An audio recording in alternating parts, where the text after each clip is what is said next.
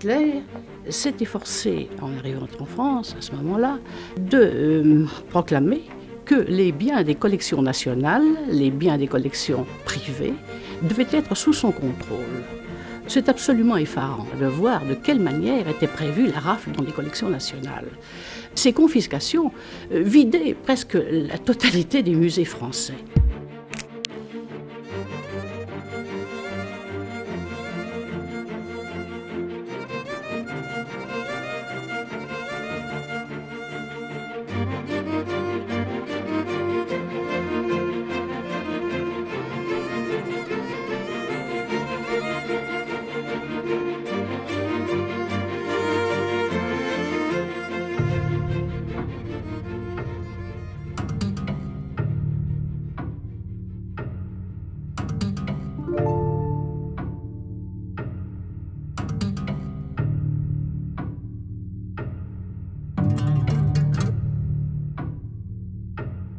Un train chargé des plus grands chefs-d'œuvre de l'art français a été chargé le 2 août et a été retenu à Paris jusqu'au 28 août.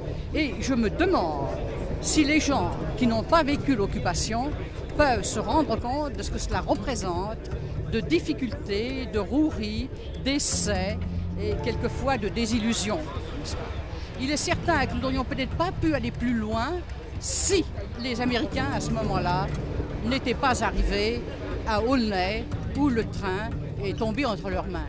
Et ce qui a été providentiel, et je dois dire presque miraculeux, n'est-ce pas, dans cette affaire, c'est que celui qui était chargé dans l'armée Leclerc du commando désigné pour retenir et pour confisquer ce train, celui-ci s'appelait Rosenberg, et il avait dans le train des chefs-d'œuvre toute une partie de sa collection qui lui avait été confisquée par les Allemands.